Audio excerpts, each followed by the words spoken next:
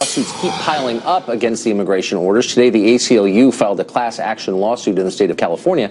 They claim the order is religious discrimination and does not provide constitutional due process to foreign arrivals. We're joined now by Michael Breen, a co-founder of the International Refugee Assistance Project, a party in the ACLU's new lawsuit. Michael Breen, thanks a lot for joining us. Thanks for having me, Tucker. So the obvious question, just reading from the script, sure. The ACLU is saying that it's unconstitutional because it doesn't provide due process to foreigners coming to this country.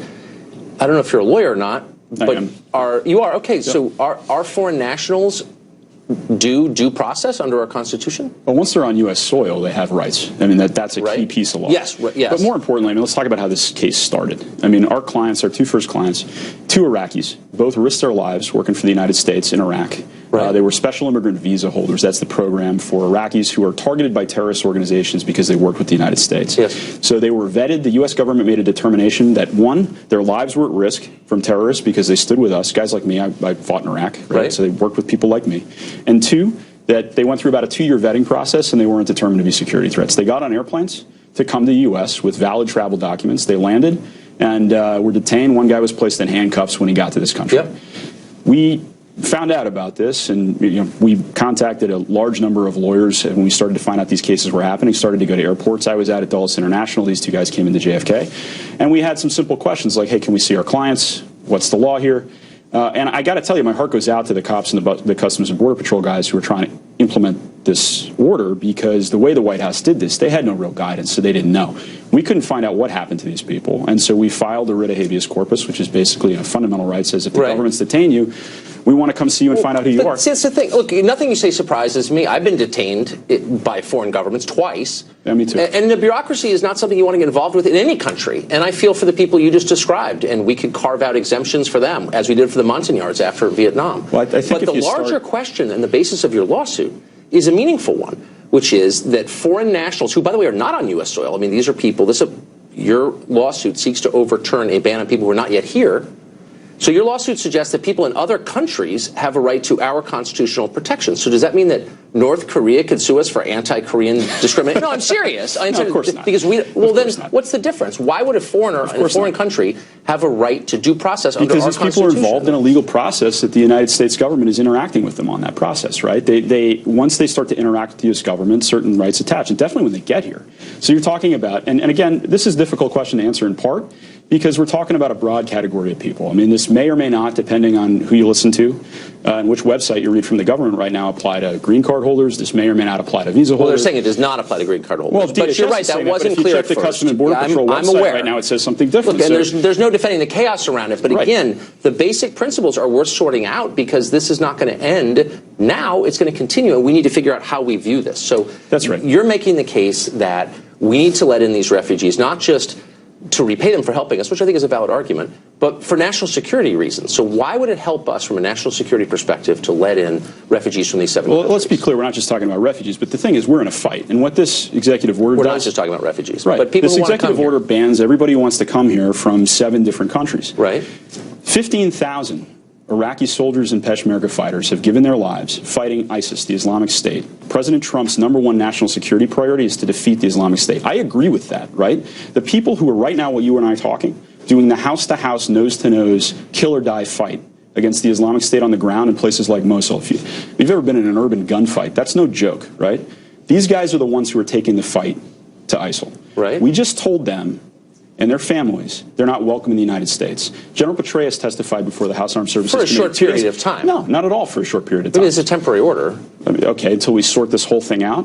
I mean, isn't it by definition a temporary order, unless I'm misreading it? Yeah, but he's got the executive power to do what he wants after this. Okay, but... And let's talk about the immediate consequences, right? General Al-Qatani is the commander... But that's one of 7 countries, and I understand your point. We're talking about we're also talking about Yemen and Somalia and Iran and countries that we are not directly involved in. And so, but it's a random list of countries. Let's talk about that. It's not random. It's a list. Random. I mean, no, it's the list of countries that the Obama administration deemed dangerous, as you know. It's not an exhaustive list. The comparison to the 2011 Obama thing is a total canard. You can carve out anyone who helps the U.S. military abroad get special consideration. I don't think there's anybody who disagrees with that. This is kind of my point, Tucker. If you start walking down the exception path, all right, so let's carve out all the interpreters who work. Okay, so what about the families of all the Iraqi military people who fought with us? Well, I don't know. It kind of depends. Well, sure, but okay, so let's carve out an exception for them. What about the Kurdish Peshmerga fighters in Syria? But you're not asking for an exemption. You're trying to stop the whole thing. The way this thing is written, right, and this is what happens when you send a couple of political guys into a telephone booth to write national security policy, and you don't talk to your director, your Secretary of Homeland Security, retired Marine general, who apparently you found out about this on television. What you get is an order that is so poorly written, so over-inclusive and under-conclusive at the same time, that we can talk about amending it, but you're trying to amend it. That's not actually, with respect, you're being a little disingenuous, because that's not, I don't think you're making an unreasonable case here, but that's not the entirety of the case you are making or have been making. So last year, you wrote this piece, interesting piece, saying basically we have a moral obligation to bring in Syrian refugees. I believe we do. I know you don't. I think that's completely Well, it's not that I don't believe it. It's that no one has adequately explained to me where that moral obligation comes from and how it would help America. So I'm giving you the chance. Yeah, sure. So, look, I mean, again, it helps America because, one, we're in a fight, and two, we're being asked to lead globally against ISIS, against Islamic extremists, right, who are, by the way, celebrating this ban openly, right? ISIS and the Taliban are thrilled about this. And I would encourage you to have some more security guys on the program. I've talked to a million security guys, and your opinion is one among many, but the idea that ISIS is going to hate us and act against us now that Trump has issued these orders they already is hate ludicrous. us. That's not what I'm saying. They already hate us. This is an aid to recruiting, right? Well, they don't seem to have a problem with that already. Yeah, they kind of do. I mean, if you got 15,000 Iraqis who've been willing to die to fight these guys, almost all of whom are Muslim, yeah, they have a recruiting problem. Okay, so you think that they're going to dislike us more because of this, but what about our moral obligation? That's the part I don't understand. Not just dislike us, they will get stronger and we will get weaker. I mean, when you tell the commander of Iraqi counterterrorism, no, it isn't. We just told the commander of Iraqi, General al-Qahtani, the commander of Iraqi counterterrorism forces, his kids are living in the United States right now because they're under terrorist threat. He's in Iraq fighting. Under this EO, according to General Petraeus, who knows what he's talking about, General Qahtani is not allowed to come see his kids. Okay. I mean, I'm a dad for 90 days, okay, look. but you're going to ask this guy to carry the fight against our biggest enemy and tell him, oh, for 90 days, don't come see your kids? I'm a dad. You're a dad. Come on, you wouldn't stand for that. Yeah. That's not hurt feelings. That's not like safe governments space do on things campus. like this all the time. No, they really don't. But you're not answering, again, this is why I'm accusing you of being disingenuous, because it doesn't answer the question, why does the United States have a moral obligation to let people from Somalia come here? And I'm not against people from Somalia, but you haven't made an affirmative case for why that's good for our country. You're talking about Iraq and the families of the people who are fighting on our behalf. And I think that's a fine case. I don't know if I agree, but it's not stupid. But Somalia or Yemen. Thank you so much. No, I'm serious. Like, what? No, but like, this is about 7 countries. What about the others? Let's do this. Somalia or Yemen. Look, we're facing the largest refugee crisis in the world since World War II. Our allies are under strain in Europe. Our allies are under strain in NATO. Our allies are strained around the world. America has a traditional role to step up and lead in a crisis like that. It's very hard to lead in a crisis when you say, you know what, we want everybody else to do the work. We're not going to pitch in here. I mean, you're undermining American moral leadership in this situation. Of course, you can pitch in a countless number of ways without inviting the people to come live at your country in public expense. We're talking about a tiny percentage of people, and by the way, then how many? There's a lot of stuff here that says, I mean, how many refugees? Taking what, 10,000 Syrian refugees? But how many should we take in? At what point will we have done our duty? I mean, duty is a very loaded word here. How many should we let in? I mean, I would argue for a pretty large number of people. You would argue for fewer. I don't know what I would argue. I'm asking you. You do it for a living. Well, how many refugees? I mean, I think given the current vetting process and what it can take, you could do about 100,000 people, maybe 200,000 per year. Yeah, I think that's reasonable. But and you would do that to help those countries or to help our? I mean, look. Here's the point.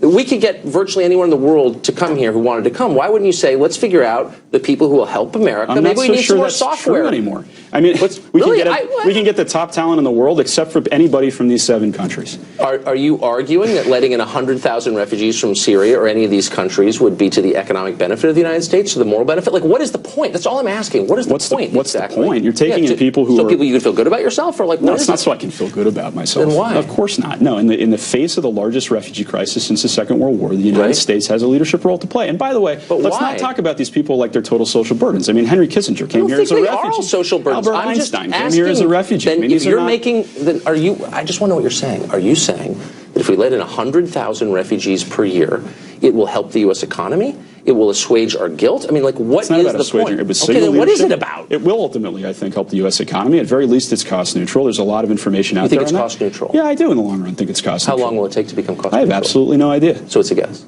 It's not a guess. It's an estimate. I mean, look, like, do you know? No, but I have some sense of what the costs are, and they're high. They're high. I mean, so you have to give a kind of countervailing explanation for why we'd want to do this, and no one ever does, other than to say, well, you know, it's our role to lead in the world. Oh, that's come on. That's a complete. You're building up a strong man and burning it down. You know that. No, I'm actually not. I'm asking and I really am asking a sincere question. I've asked it night after night. Why would we do this? Well, because we have an obligation to do this, because the Statute of Liberty tells us to do it. I'm not sitting here moralizing about the Statute of Liberty. I think this is in our strategic interest. We are fighting extremists who are telling everybody in the Middle East, ISIS has a simple message. You have two choices, right? You, average Muslim person in the Middle East, have two choices. You can live under our rule and fight with us against America, or we'll kill you. And what I'm saying is the United States can offer a third choice. Which is come here? Which is stand with the United States. And it sends a hell of a message to people. And in exchange, you get to come here and go to our public schools? Of course not. But to say none of you can come here, to say, and we're not just talking about refugees. I mean, you're making this a very narrow argument. No, I'm not. Refugees. I'm actually talking about immigration. We just banned immigration from 7 entire right. countries, 2 of whom are the front lines in this fight. We just told everybody who's standing with us, you know what?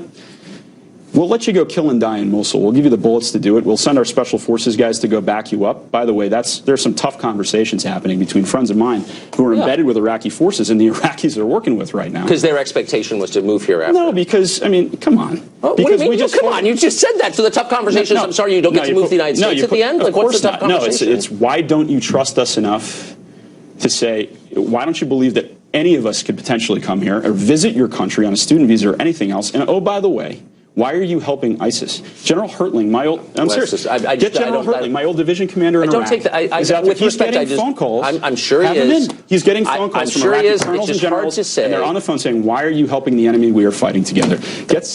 Have my buddy Matt Olson used to run the National Counterterrorism. So I assume that if unfortunately I'm being told we're out of time. If this order, though, if you're successful in your lawsuit, the ISIS recruiting will slow. I think some damage has been done, but yeah, we can patch it up. I'm serious. Okay. I'm serious. Mr. Breen, thanks all for joining us. Thank you. Appreciate it.